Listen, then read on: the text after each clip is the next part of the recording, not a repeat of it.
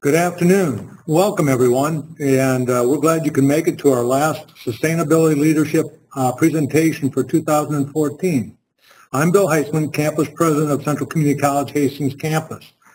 The Sustainability Leadership presentation series is brought to you by Central Community College, Metropolitan Community College, Waste Cap, Nebraska, and the Joslin Institute for Sustainable Communities. We are all glad that you have joined us today to learn more about our environmental sustainability.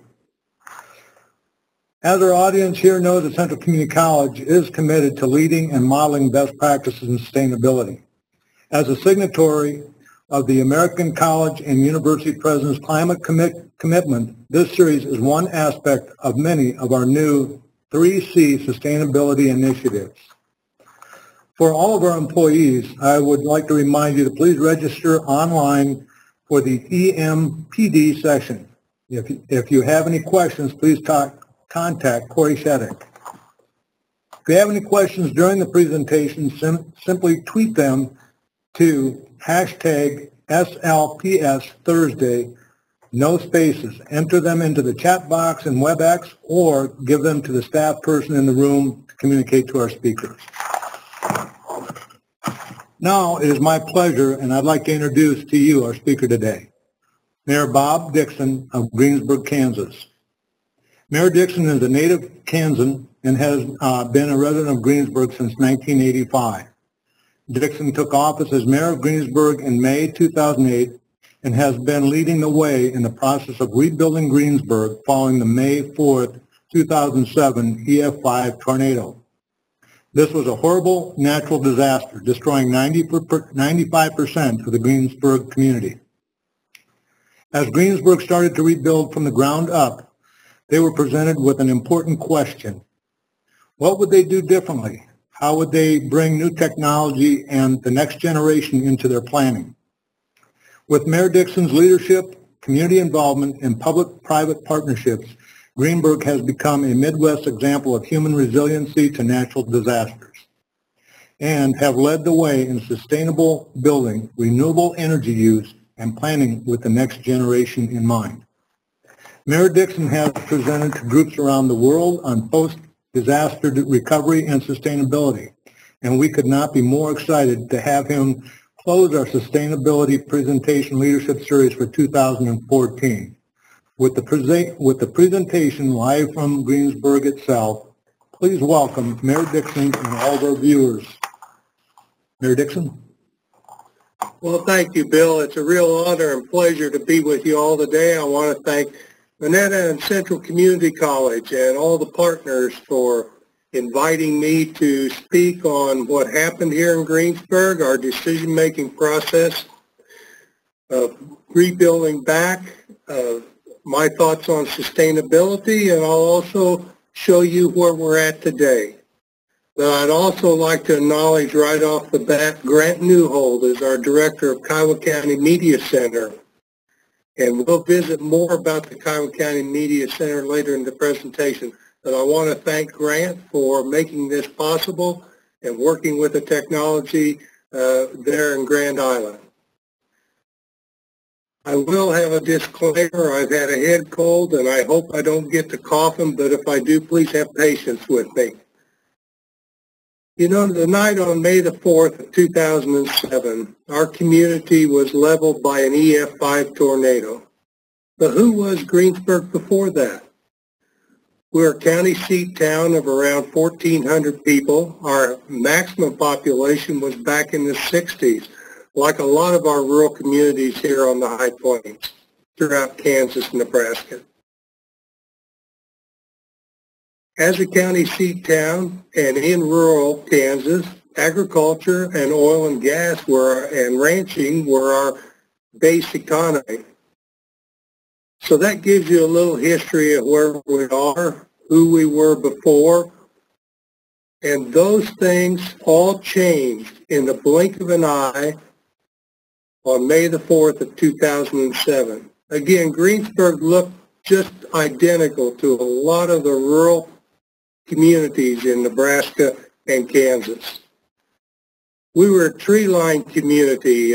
Kansas Forestry Department said we had about a 70% canopy over town.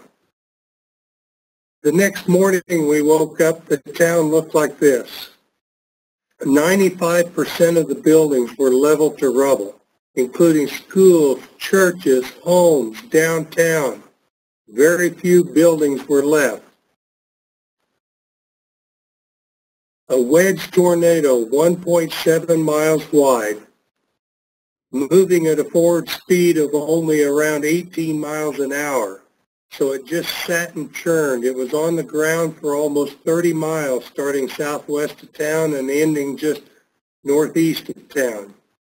It had a defined eye, just like a hurricane, to the point that some people in town thought that the tornado was over, but actually it was just the eye going over the top of us.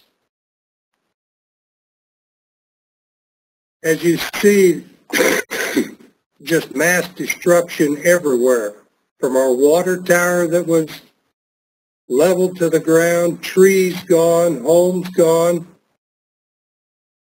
But you know, we're very blessed with a tremendous opportunity here. We did lose 11 lives, and that's the human factor that we cannot discount. Friends and neighbors. As you see, school, hospital, downtown, totally gone.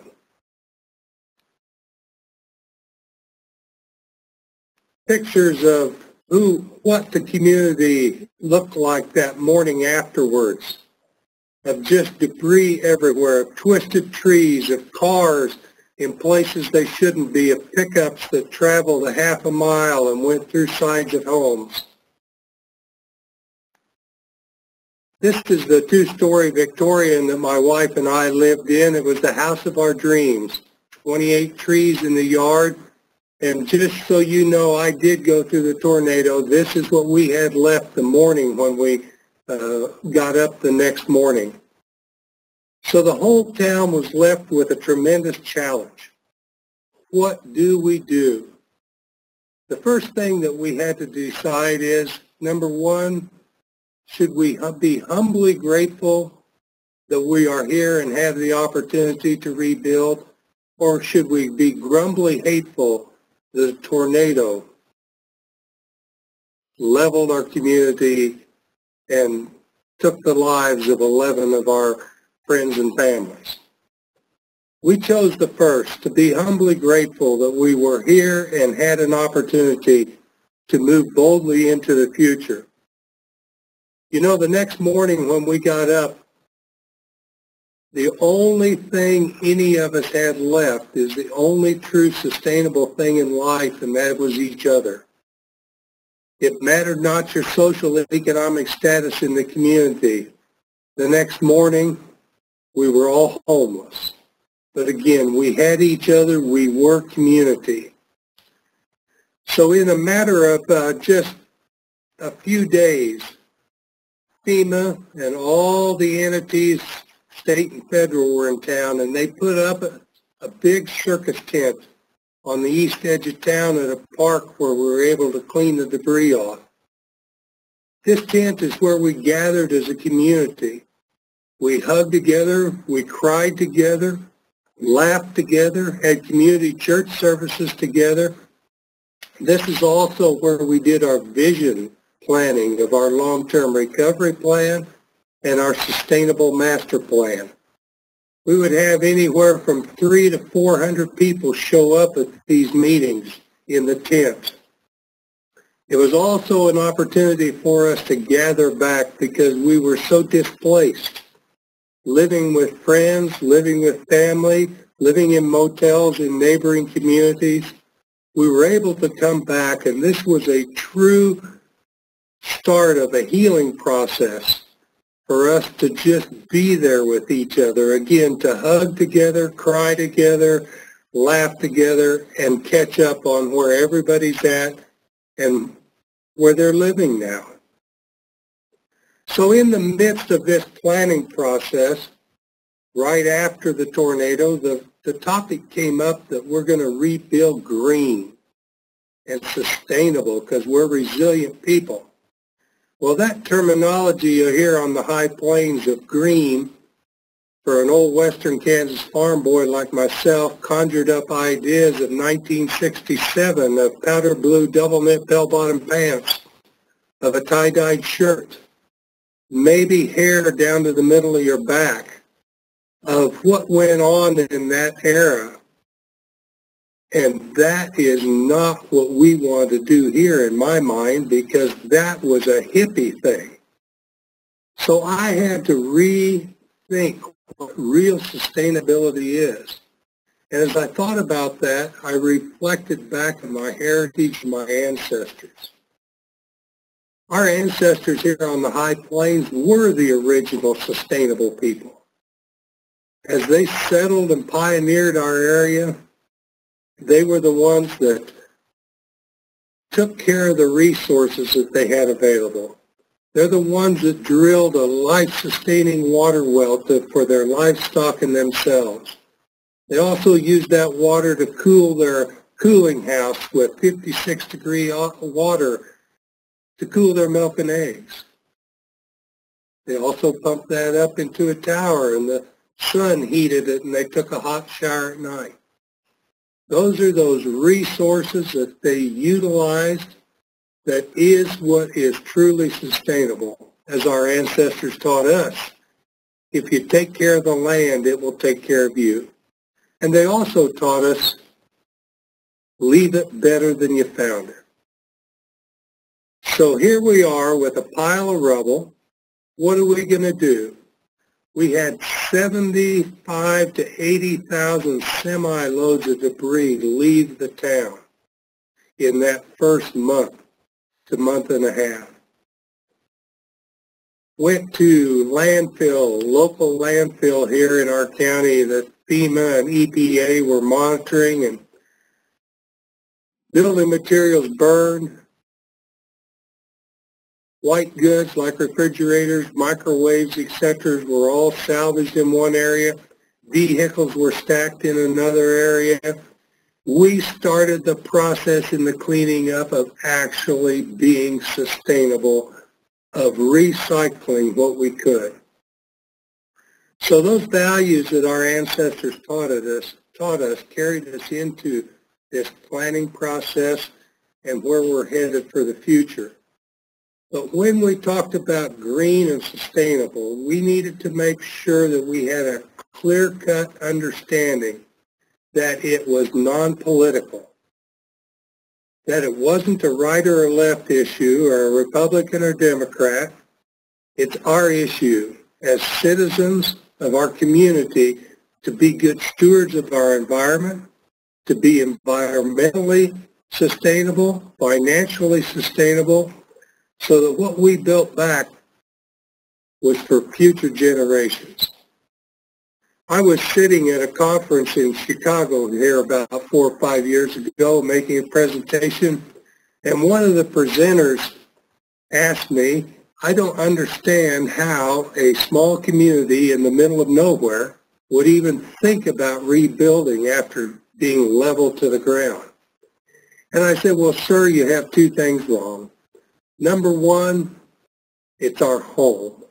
It's our community, and that's why we're rebuilding. And number two, by the way, we're in the middle of everywhere. We're not in the middle of nowhere. And we got to remember that that's what sustainability is too. Wherever you're at, home is always home. And where you were born and raised is your foundation. It is your character. It formulated who you are. It formulated your work ethic. And that is what will sustain you the rest of your life. So never apologize where you're coming from or where you came from, no matter how big a community or how small a community, because that is home. And that's why it's so important that you maintain that positive attitude of learning from our past, but parlaying that into the great things that we've got for the future. So in the planning process, the one thing we needed to really make sure, and we were encouraged by outside facilitators, to make sure we had all the stakeholders at the table that were necessary to have these honest, open dialogues and discussions. Also, we needed to make sure that we understood who we were. You cannot recover or make build-back decisions if you don't know first what's your character, what's your values, who are you, what are your assets. You have to identify what have you done right. Too many people will always tell you what you've done wrong. Identify what you've done right. What is the good things that went on in your community that you want to continue? Is there systematic problems that you want to change that now you have the opportunity to change in this planning and rebuild process? So we were able to identify as a community things that were very important to us, as they are to a lot of rural communities and communities all over the United States. So what we needed to do is make sure to discuss what we care about. And that had to be total community involvement. Everyone needed the opportunity to present their ideas, their feelings, their emotions, and go from there. Because if it's only elected officials or a few handful of people deciding how community is going to rebuild or look in the future, it will never work, because you have to have community buy-in and community involvement. The community has to be informed, involved, and engaged in this process. And when they are, then the process will be sustainable. It won't be something that will just die on the shelf, on a bookshelf, of just because you say you have a long-term recovery plan or a sustainable master plan. If you put it on the shelf, it's just going to be there. It's something that is you, and you vested time, energy in this process. I'm going to go back real quick to something I wanted to show you. As you notice in these tents, we had a lot of people around, and we had easels with placards on them and flip charts that would stations for, like, here's the hospital, here's the school, here's downtown, how do we want these to look? And we were able to go to those easels and with a sticky note at the bottom, put it up on the plan and say, oh, I like this part of it, I don't like that part of it. And some people even said, that's a stupid idea. But we allowed people input. And, not everybody likes to get up and talk in front of people. And if you only rely on the ones that are real vocal, you don't get everybody's idea. So that process of the sticky notes worked well. We met every week for 12 weeks. Our facilitators and city planners and volunteers would look at the notes and the placards from week to week and come back and say, hey, here's what we heard. Here's what we revised. What do you think? And we would continue to go through that process. The one thing I would caution in the midst of any disaster, any decision that's being made, and this question's asked me a lot, what would you change? What's the most important thing? And I say, well, don't make life decisions rapidly. When you make life decisions rapidly right after an emotional event, there's a tendency you're not truly thinking through it. Give it enough time. Give ideas a chance to incubate, to grow, to be dissected, to make sure this is what you as a community really want. You have to define what your region, what you want your city and your region to be 50 to 100 years from now. What kind of community do you want to leave to your children? The great law of the Iroquois Nation says that in every deliberation we must consider the impact on the seventh generation or 7 generations ahead. So every decision that we made, we wanted to make sure and continue to make sure that we think through it enough that we're not being just crisis managers, but visionary managers for the future.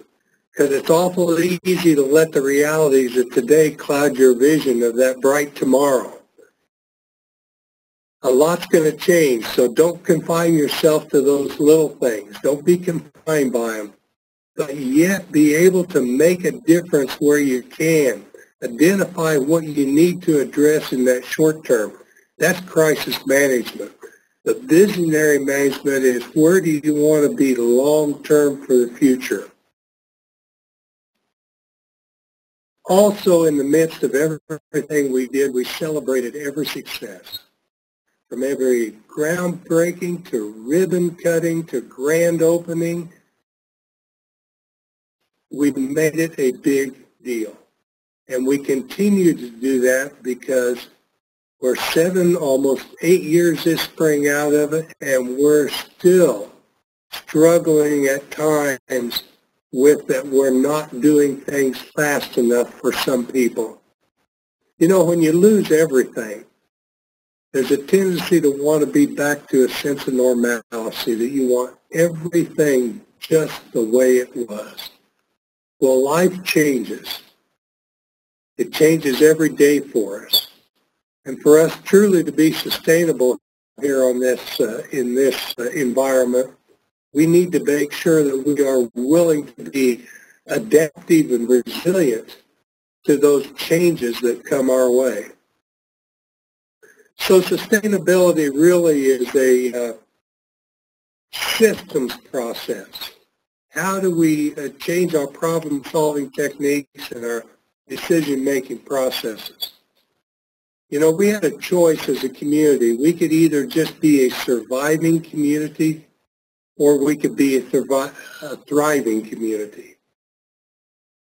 And within that choice is I'll just use an analogy. It's kind of like the owner-renter thing, but I like to use the analogy of since we're going into winter, it's that community woodpile.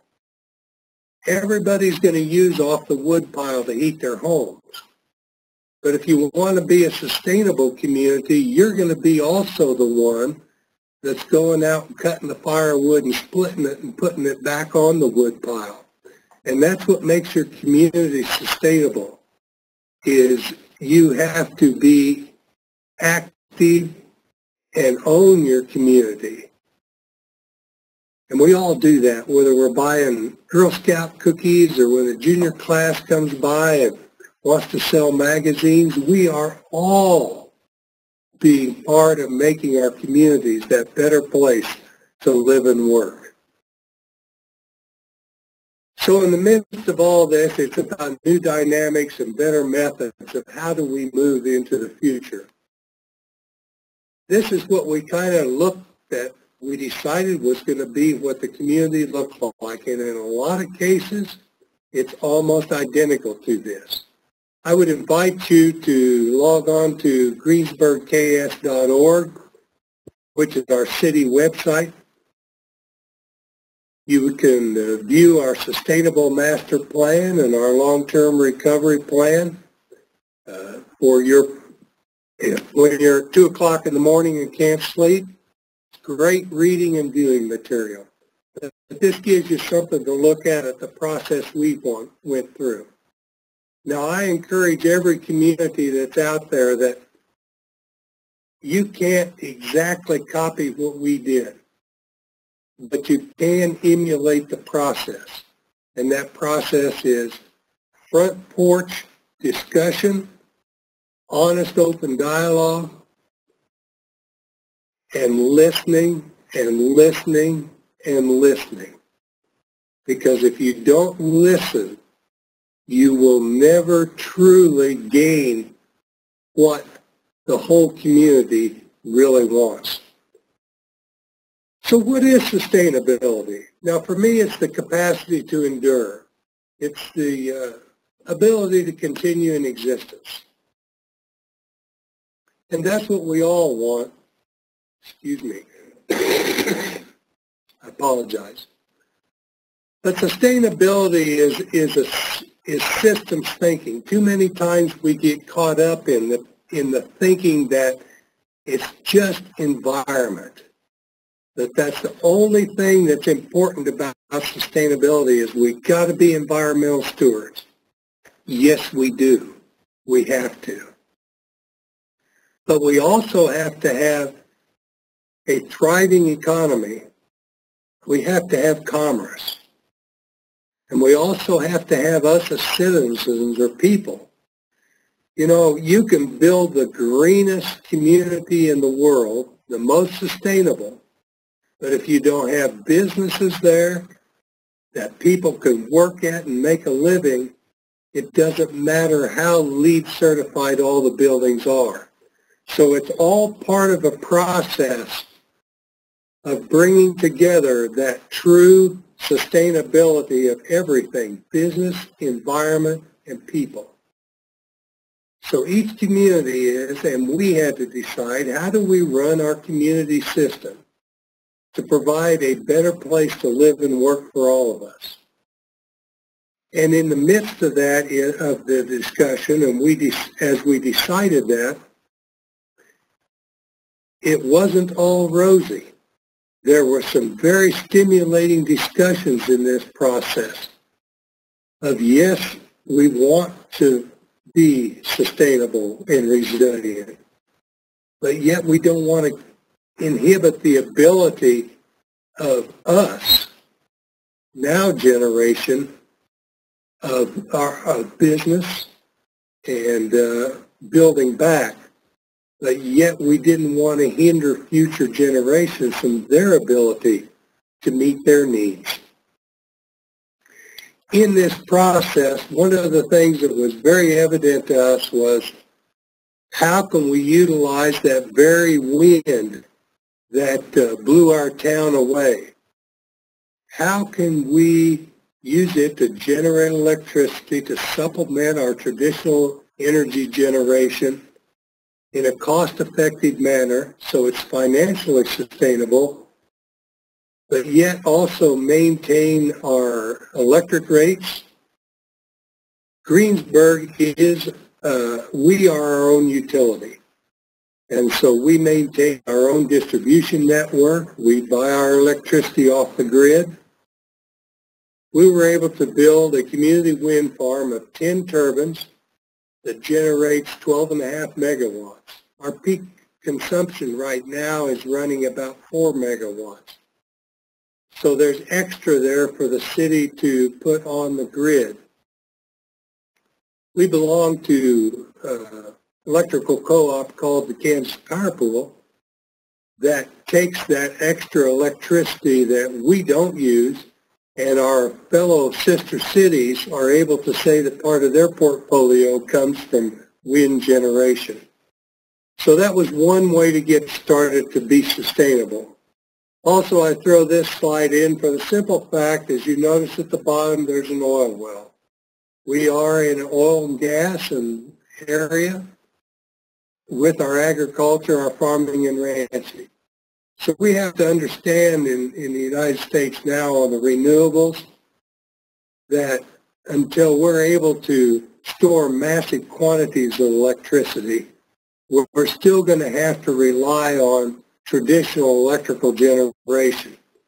But we can be smart about how we use traditional generation in combination with renewables. And renewables will continue to be a higher percentage of all of our portfolios as time goes by. By being those environmental stewards, we can not only use the wind and solar, but also we can extend the life of our traditional generation through fossil fuels, through whether it's coal or natural gas. And at that same time,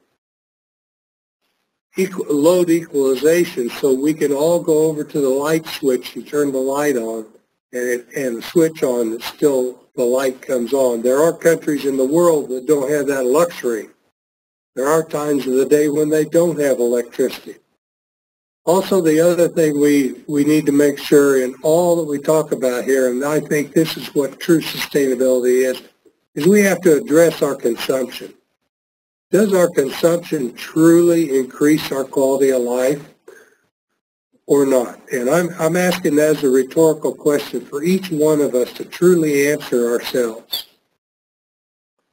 Because in the midst of it, if we continue to be voracious consumers of goods and services, it's not at a level that we can maintain so that future generations can still meet their needs. Now, we can get into a lot of discussion about climate and the environment and why renewables and all of this, and I won't go down that road. What I will say is we as humans can have a positive or we can have a suboptimal impact on our environment. And each one of us only know that in our specific situation. And for us to get that out of the political realm and to transcend that politics is to get to where we in our own communities, our own personal lives, our businesses, our community colleges, our universities, whatever influence we have, is to just be environmental stewards and good stewards of the resources we've been blessed with. So those are some of my thoughts on sustainability, of where we're at. There is one thing I would like to share before we go on of where we're at today in Greensburg, is in this recovery process and post-disaster too many times in the United States. Communities and individuals feel they're entitled that the government is going to come and make them whole after a disaster. Well, as we all remember, the government is of the people, by the people, and for the people. So it is us. So it's our job to make ourselves whole. Federal and state agencies are there only to be of assistance, to walk hand in hand, to help you recover in any situation. The only thing we're entitled to in life is the opportunity to achieve. I didn't say be successful, I said achieve, but that's our responsibility through vision, through hard work, and that is that opportunity that was provided to us, sad to say, by a tornado, and it took a major disaster to get us woke up enough that we were really a dying community. Our biggest export in Kiowa County, and truly throughout the High Plains, has not been our agriculture products or our cattle. For the last 40 or 50 years, it's been our youth. We sent them off to great educational institutions all over the world, and we provided very little opportunity for them to come back to their roots and their heritage for a way of life, a way to feed their family and quality of life for them to live. And we'll get into that when I start talking a little about economic development and what we can do as the communities in rural America to start changing that pattern and providing those opportunities. After we got the rubble all cleaned up, two of the first things that went back in place was our electrical distribution system and water tower. Now, the water tower served several purposes. Number one was life-sustaining water for citizens, but also a beacon of hope rising above the rubble that says, yes, Greensburg's building back. And it also showed the community that if I decide to build back here, I'm going to have water, I'm going to have electricity. I know that all the infrastructure is in place that I can build back. So those are the great success stories that we had to share with our community that says, yes, the municipality is committed to rebuild. Excuse me. And we encourage you to. As part of the process also, we as a city council, and I was not on the city council at the time, but they passed a resolution in December of 2007 to build all structures over 4,000 feet in the square feet in the city back as LEED certified, striving for LEED Platinum through the U.S. Green Building Council certification. Well, the first LEED Platinum facility in Kansas and in Greensburg was our private 547 Arts Center. I'm showing you these because it wasn't dictated by the city that any private enterprise had to build in any form or fashion, green or sustainable or whatever, other than our base codes. But because of all of our meetings that we had under the tent, all the discussions we had, it was very evident to people that they needed to build better, bigger, stronger to maintain property values, to maintain, lower their maintenance costs long term. The second LEED Platinum facility in Greensburg was a residential facility of townhomes. Very traditional construction. So as you see from one building to the next, you can be sustainable and you can be LEED certified without an architectural looking like it came from the moon. This also provided these townhomes opportunities for some of our senior citizens to come back to our community that didn't have the time or the energy to rebuild, but this was still their town and they wanted to live here. They tried to live in the neighboring communities and it was never really home.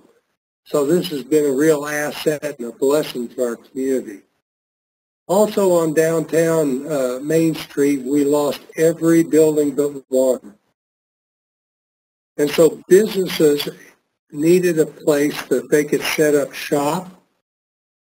And so we talked about a business incubator, and this was where public-private partnerships came together and meant so much for all of us. Federal funding through USDA Rural Development, City of Greensburg money, USDA Rural Development, and also private enterprise. Sunchips Corporation, a division of Frito-Lay, invested $1 million in this facility, which is 5 retail spaces and 5 office spaces in the upstairs area that provide opportunities for businesses to get started at very low rent, to come in with a solid business plan, to be able to get a cash flow going before they could hatch out and get into their own business. We have a series of cisterns that are here to capture all the gray water and the rainwater. They're pumped back through the systems. There's solar on the roof. And as you notice the roof line, this building to your left faces to the south. And the angle of the roof that shades in the summer the sun from hitting those south-facing windows. When I first looked at the design of this, I thought about, wow, that's pretty new age, until I thought it more, and it looked like my grandfather's chicken house. Because he knew in the winter, if he could get more sun in from the south, his hens would lay more eggs. And most milk barns were designed this way too, because the cows would milk more in the winter. So again, our ancestors were truly the original sustainable people in that design. And this complex, this business incubator, is working out very well. We just had a local business that just got started, moved in today, that's got a great idea, and they got a solid business plan, and this provides them the opportunity to get started in that endeavor to help grow our community. Also, part of our infrastructure is we looked at our consumption, and we looked down the road and how do we truly be financially sustainable. we went to all LED street lights. Remember, all of ours were below down. So what this, yes, they are more expensive. LED is more expensive up front, but it saves us about 40% on electricity that the city does not have to pay for. But it also saves us 30% more on maintenance. We're not getting the bucket truck up, climbing it, getting up and replacing those sodium vapor lights. The LED has a longer lifespan, and when you figure the full life cycle of it, it actually makes them cheaper and easier maintenance. So we're figuring it saves us close to 70% of the through electricity and maintenance of our old street lights. City Hall, our new City Hall is, if you notice the brick on City Hall, there's 75,000 brick that went back on City Hall, a brick that was reclaimed from the rubble, as is the wood reclaimed on the awning. The construction of this building is ICF, insulated concrete forms. So it's built in a manner that will withstand sizable wind. And the question's been asked to me all over. Are you building buildings back that will survive another tornado? And when I say no, their jaws drop, because I said, you have to understand, short of living in an underground bunker, we are not going to survive another tornado without some property damage of that scale. What we are doing is building buildings that minimize loss of life and loss of property damage. The one thing we strove in this process through National Renewable Energy Lab that was here for 3 years in town that helped us in the process of planning is they also did energy studies on buildings all over town as they were being built to see how they worked, to see if they were performing at the level that the architects and the engineers had designed them to. It's a tremendous learning process for us with all the technology, with the advanced heating and air conditioning systems, with solar on a lot of the buildings, with wind, and also geothermal. We have more geothermal wells per capita than right now anywhere in the world. Our incubator building that I showed you has around 23 geothermal wells in a closed-loop system.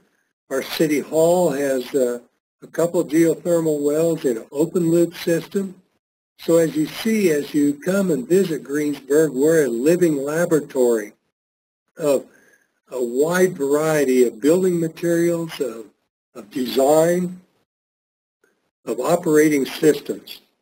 You know, we used to walk down the street and we wave at each other, just waving, say, hi, how you doing? And now when we get in meetings in buildings, we're all waving like this, trying to get the lights to come on because they're motion censored. And people think that you're a little crazy when you're doing that, waving like that. But it's learning the systems, learning the sensitivity of it. And that's one thing that has generated jobs and employment here in our community also, as we go on through our presentation of the advanced technologies of our young people coming back as we provide opportunities for employment for them in monitoring systems and maintenance and those things. I talked about insulated concrete forms. Our public works facility is opposite of that. It's pre-stressed concrete with 4-inch styrofoam in the pre-stressed concrete. So that just to give you an idea of the wide variety of building materials that were used. This is the Kiowa County Commons that I'm sitting in today. visiting with you that makes up several entities.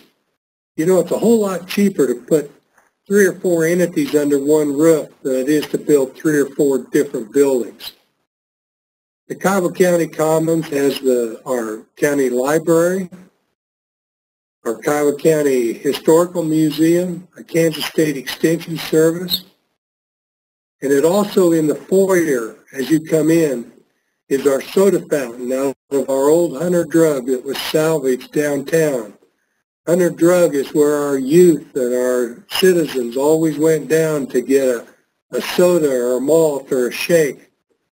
You all remember back of those soda fountains in drugstores all over our High Plains. We were able to salvage that and put that in the entry of the Kiowa County Commons. The fourth entity that we're very, very proud of is the Kiowa County Media Center. We're able to broadcast all our high school, junior high, and grade school activities live on the internet. The Media Center has a trailer, a full studio trailer that they take to events and are able to broadcast that. So if you're grandma and grandpa in Grand Island, Nebraska, and can't travel to Greensburg to see your grandchildren either play or be in a musical or in sports, all you'd have to do is log on to the internet, KiowaCountyMediaCenter.com, and you will be able to watch those activities right there. This facility has also given us the opportunity, as I mentioned, Grant Newhold, our Executive Director of the Media Center, has gone out and they have done state basketball tournaments and broadcast them live on the internet. Gubernatorial debates this fall in Wichita on the internet, all headquartered right here in the Kiowa County Media Center in Greensburg, Kansas. Here's another economic development opportunity too. At any point in time, the Media Center hires 3 to 4 people full-time that are working on these projects.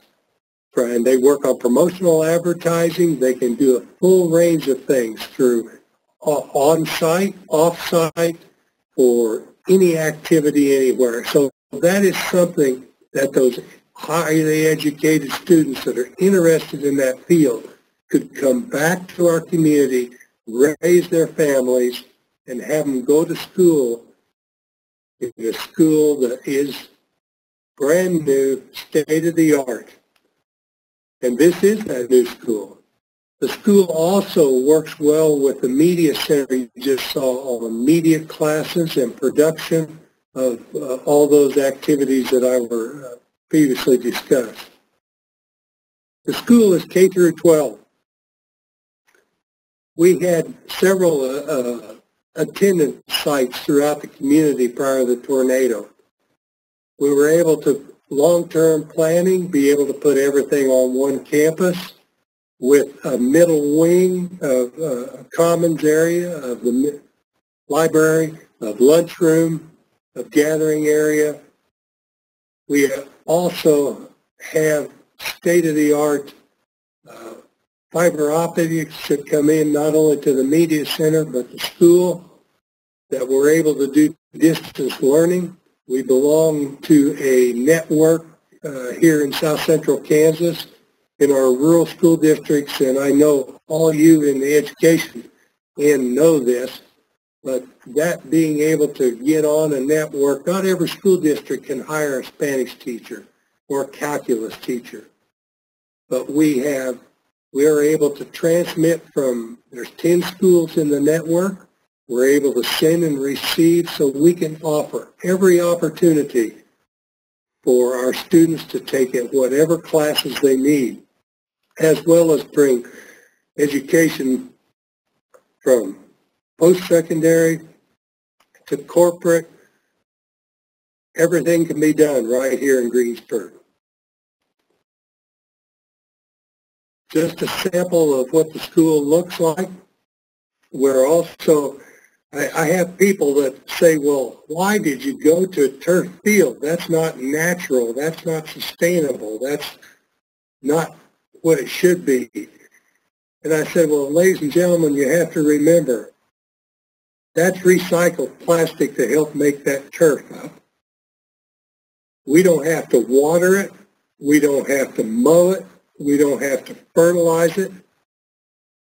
And it is also a facility now that we're a regional draw, where we're hosting regional activities from playoff games to football playoff games to at the school volleyball and basketball. We're holding district and regional track meets here because of our location in South Central Kansas. So this facility not only is provided for the community and the school, but it also draws people to our community that spend time with us and also spend their dollars here as they're here for activities, and those are important for our sustainability. As you notice in the background, we also have the school has a wind turbine. As the superintendent of schools, Darren Hendricks, says, every dollar that we don't have to pay on utilities is dollars that we can spend on education. And we all know budgets are tight in education.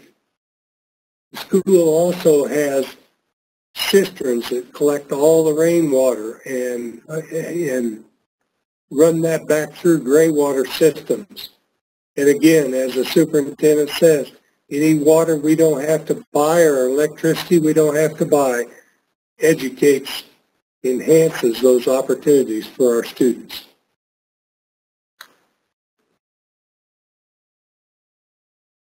Our Kiowa County Memorial Hospital was right in the middle of town. We had a clinic in another location. We had a dentist office in another location. We had the fire department in a different location. Our helicopters couldn't come in without us getting people in ambulances and them transferring it. So what we're able to do is put everything on one campus, from a 15-bed critical care access facility to our Greensburg family practice. We have full lab, x-ray, CAT scans, everything available that you need, to even a designated room in the hospital that you can isolate for isolation in case there's a communicable disease or a major something happened that you really need to isolate someone. So we're very blessed to have this opportunity to put everything on one campus.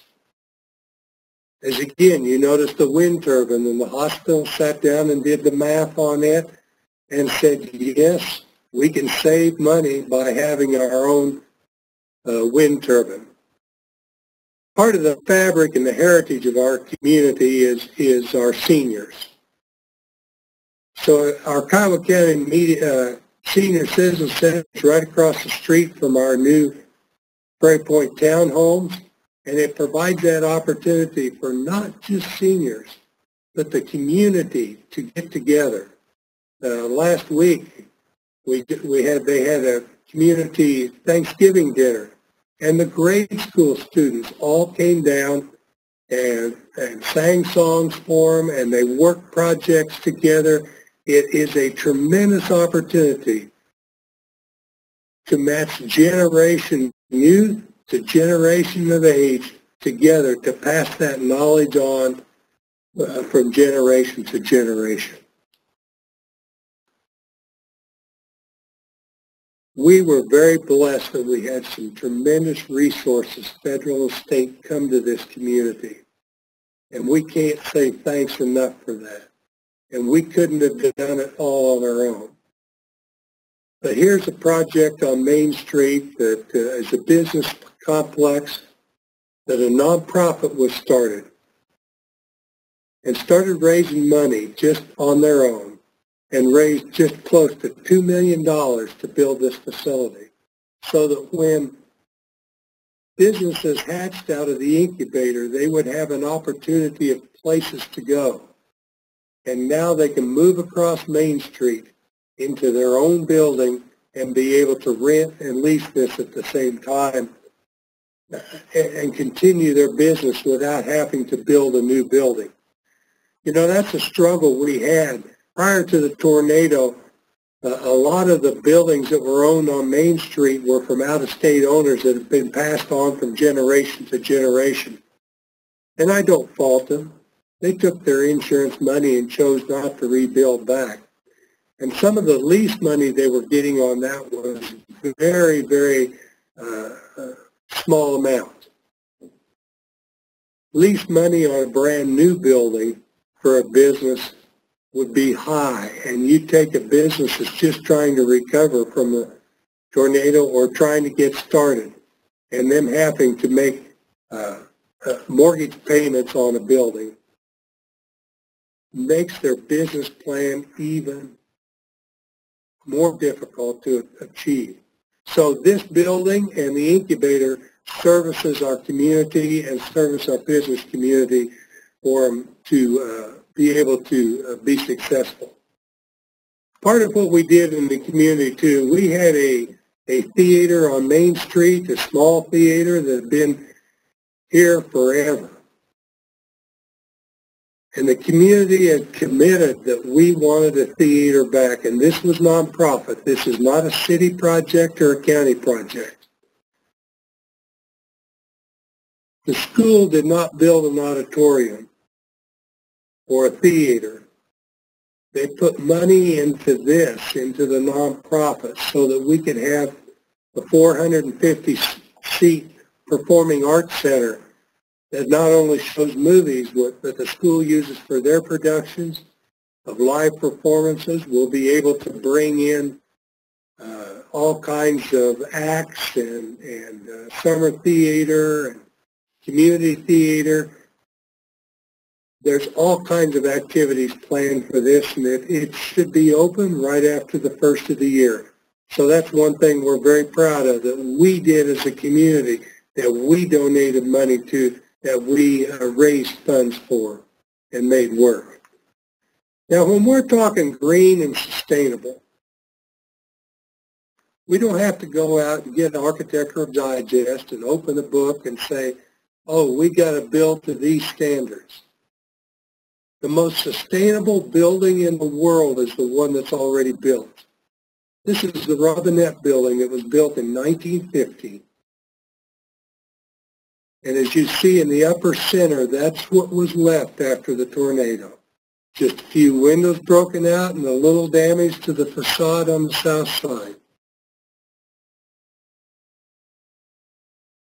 It would have been a real travesty to tear this building down and start new. This is our heritage. This is our history. This is the architecture of our region that was proven to work in 205-mile-an-hour winds.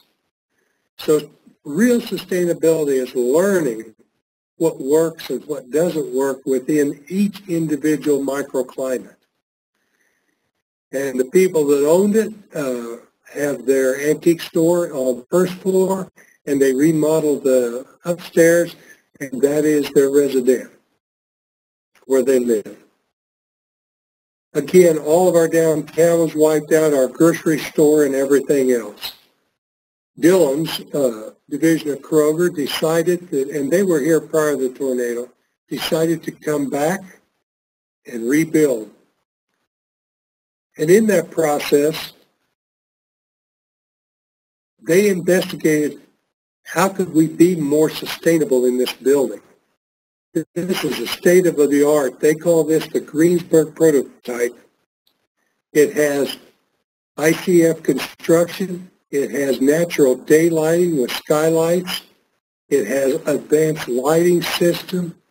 The refrigerated and freezer cases are all state-of-the-art, advanced. And it's one of those unintended consequences that we have here in Greensburg of our own utility is people aren't using as much electricity, and they aren't using as much water with low-flow fixtures and all those water-saving techniques, that affects our water fund and our electrical fund. It's an unintended consequence, but it's a great unintended consequence that we're dealing with. We had a variety store prior to the tornado, and a company, Family Dollar, committed to coming back, or coming to the community. And that keeps sales tax dollars here in town. The people don't travel to Dodge City or Pratt, because if you're traveling out of town to buy some of the little things, you're probably going to end up eating out. You're going to buy more than you need when you go to the other community because you've traveled that far. So if you want true economic development in your community, you've got to shop at home, and you've got to do business with the people that live and work with you. As I said, private enterprise also grasps the idea of sustainability, of being LEED certified. Our John Deere dealership, owned by the Estes family, made the commitment that they're going to rebuild their whole facility LEED certified, and it ended up LEED Platinum.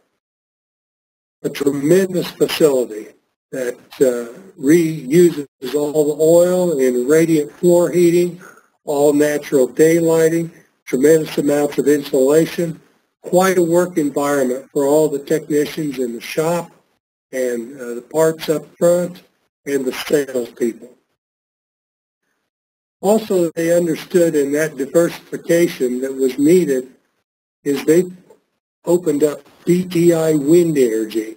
And now it's just called BTI Energy because they started out as dealers for small and medium-sized wind turbines throughout the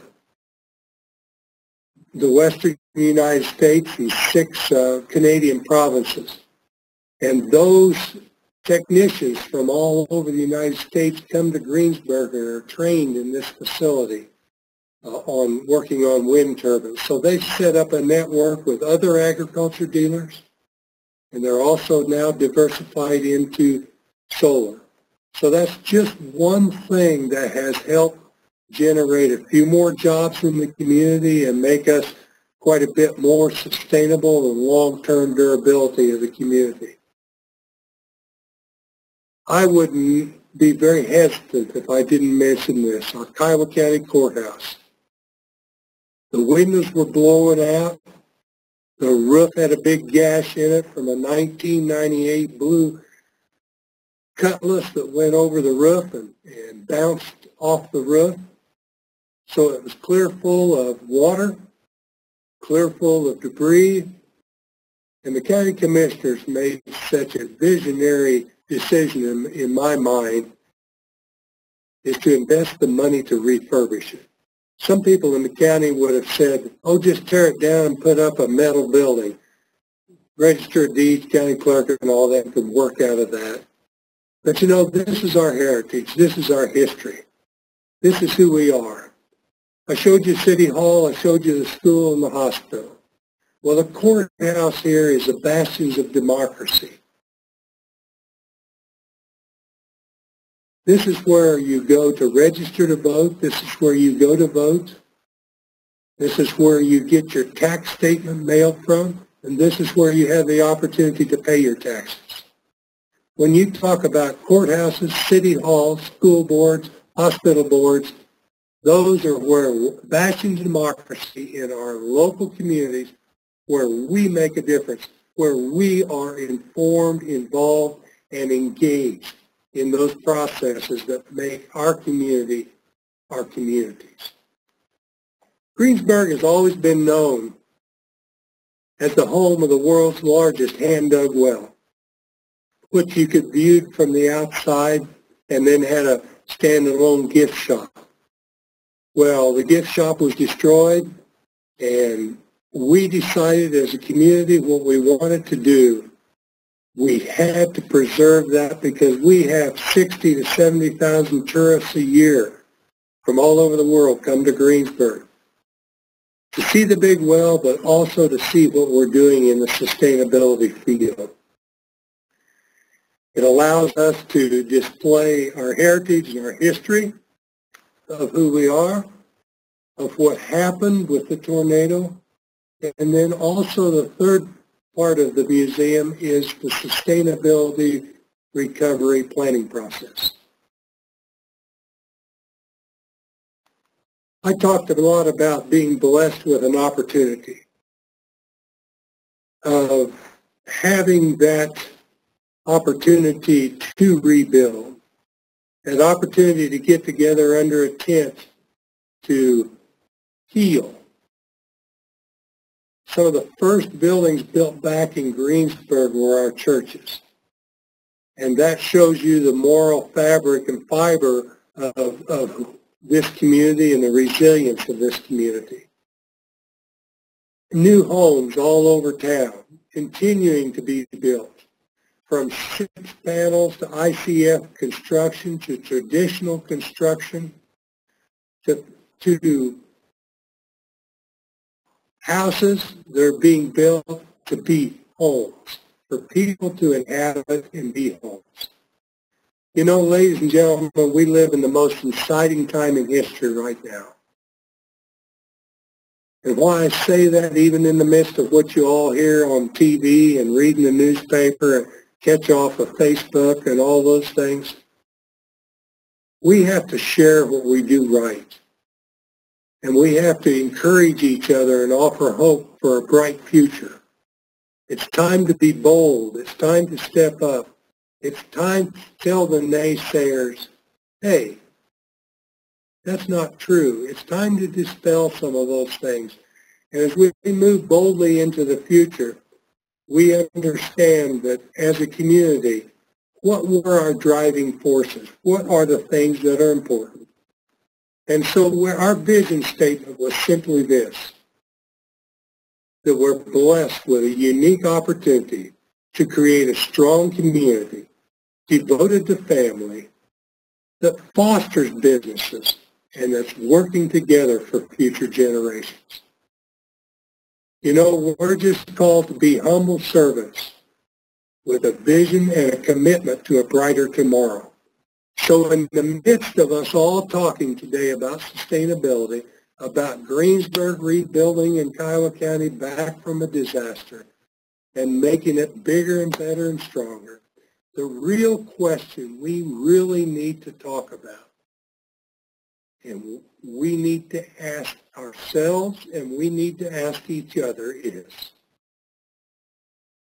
do we want to leave our communities, our region, our state, and the world a better place for future generations to live and work?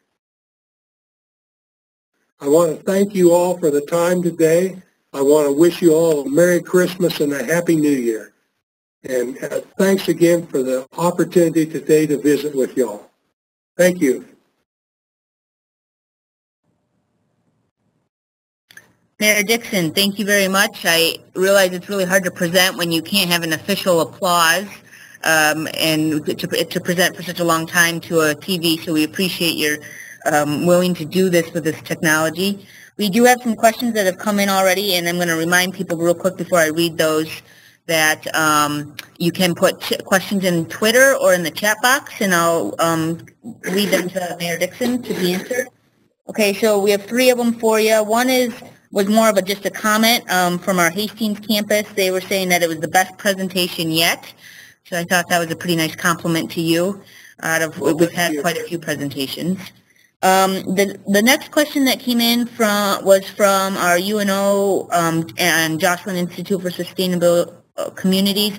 They typed the question in the chat box that says, what person or persons first came up with the idea of rebuilding green? I'll let you answer that, and then I'll read the last one. Hey, that's a great question for all you guys in Omaha and everybody else online. You know, great things happen when there's total disregard for who gets credit. And no one person came up with the idea. The night after the tornado, there was another tornado on the ground southwest of town, headed right towards Greensburg in that storm system. It went back up in the clouds and didn't come across. But already state and federal agencies were here, and they were in the basement of the courthouse taking refuge because that tornado was headed this way. the night after the big one. The discussion, and the governor was there, FEMA, state, some elected legislators, our city administrator, our county officials, and the mayor at that time. And the conversation said, hey, we're Greensburg. We have an opportunity here. You know, I go back to 1886, Don Cannonball Green. This was his end of a stage line here in Greensburg. And he named the town Greensburg, and I think after himself, and I think what a visionary. That he knew in 2007 a big wind had come and blow us away, and how great it would be for marketing if our town was named Greensburg. So that discussion started that night of how can we be sustainable, resilient, take care of our environment. And a seed was planted there. And people through these public meetings, the tent meetings, all entered into that discussion, and we watered that idea and we fertilized that idea, and that idea grew. So it's really difficult, guys, to say one person had the idea. It's, again, great things happen when there's total disregard for who gets credit or someone that wants to try to overemphasize their self-importance. It has to be a collaborative effort. I hope that answers your question.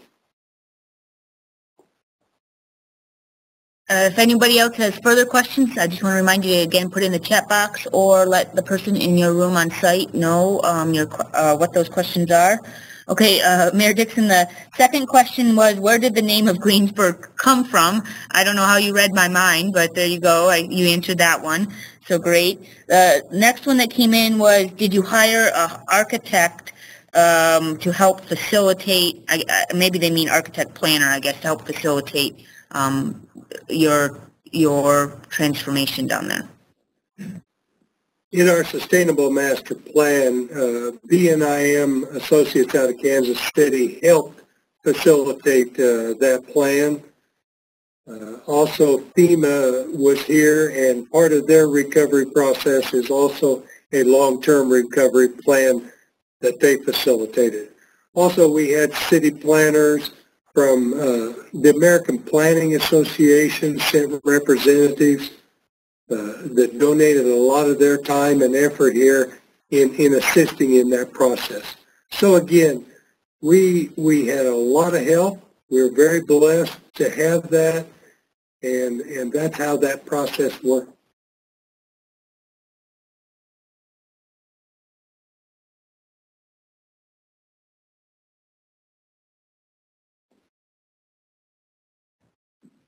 Sorry, I was getting, oops, can you hear me? Yes. Okay, I think we're good here. The next question is, how are students using the building and the environment in their studies to study? Well, here at the Cuyahoga County school system, kindergarten through 12th is implemented in the curriculum about sustainability, because they all, other than the real young ones, all of our high school and junior high students were all here at the time of the tornado. So they've been involved in the rebuild, in the planning process. They've seen what's going on. Every subject matter that is taught in school is also in that curriculum. Sustainability is brought into it from a standpoint of being environmental stewards and talking about financial sustainability. And many of us in the community have been interviewed by students, have been made presentations at the school. Whenever we have people tour Greensburg from all over the world, and when they come, our superintendent and our principals make sure that high school and junior high students, are their tour guides. So they have learned everything about the building and the sustainability of the building, and allow the students to give the tours. And so that also helps them learn more. Okay, we've got a couple that have come in. I'm going to, I don't know which order. Let's go in order of receiving here. Okay, so can you go into more depth of what you mean when you said we have to share what we do right? It's called pay it forward. In any situation, you know, I had the opportunity to be up in Nebraska here a month or so ago and made a presentation. And there were representatives from Pilgrim, Nebraska there. And I spent an hour being able to visit with them of where they're at after knowing where we were at 6 to 7 months after tornado destruction. And being able to sit down and visit with us and tell them, hey, don't get discouraged. Don't give up hope. This is what happens because this is what we experienced. And here's some pitfalls to watch out for. And so I just think of it, it's our awesome responsibility to share what has been positive and what has been suboptimal in this last 7.5 years of the rebuilding process. Okay, another question here. There has been concern of the effect of wind farms on Doppler radar. Is this a concern on weather reporting for your area?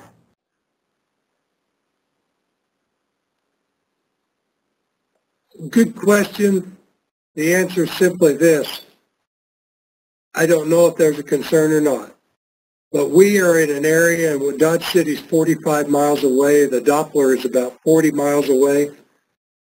And we have wind farms, I would say over 500 turbines within 50 to 60 miles of Greensburg. And when you see the radar and you pull it up on your phone or your smartphone, you can see exactly where the wind farms are. So to me, it's not an issue. It's not an issue to the National Weather Service as long as they know where they're at as far as the Doppler is concerned. But I'm not a meteorologist. I can't give an educated answer on that. Here, for me, I'm not so concerned about it.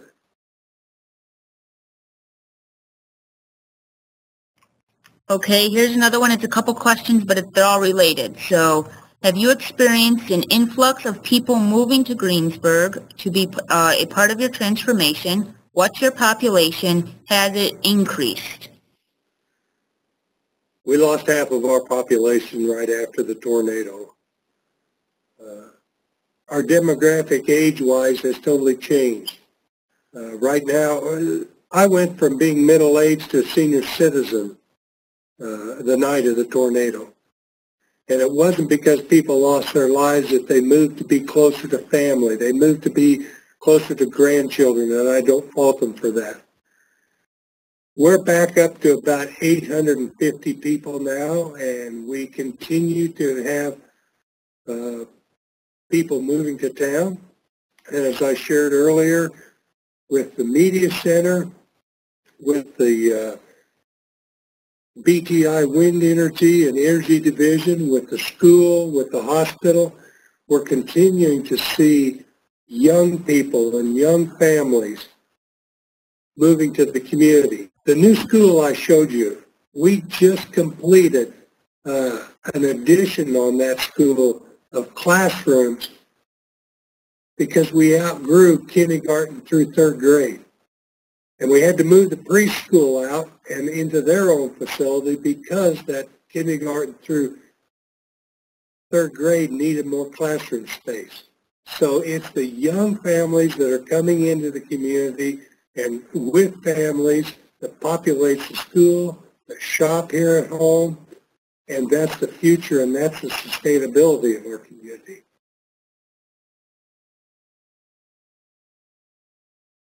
Okay, that's what I've received, or at least I think I've got everybody. So I'm going to give everyone just another minute to get any further questions in, or flag me. Let me know if I missed your question somewhere in one of the feeds. And while I'm giving everyone that minute, we usually report out the numbers that we have. We never have final numbers by the end of the presentation, but so far, the sites that have reported in, we had 90 live viewers tune in today, which I say for Central Nebraska, that's always good. Anytime you're up in those numbers, that's wonderful. We were streaming live at 7 CC sites, Metro Community College and UNO. Joslin Institute for Sustainable Communities was set up at UNO. So I think that's 10 sites, and if I did my math right, and 90 viewers. I think it was a very successful event. And I just wanted to mention that while we were waiting for everyone else. Bill, if you'll be ready in a minute, we'll close the presentation if I don't get anything else in. I'm going to give everyone just another minute.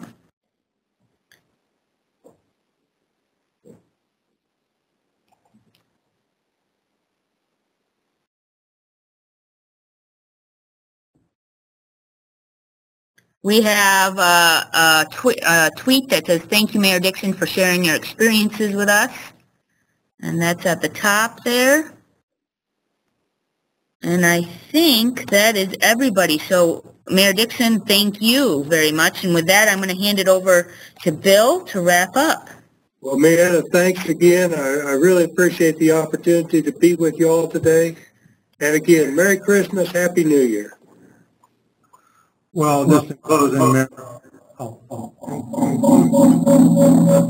on behalf of all of us, thank you very much for sharing your time and being with us today, but more importantly, sharing the story of turning tragedy into opportunity and how you've looked at a vision for a brighter future for your community and sharing that with everyone else. So thank you very kindly.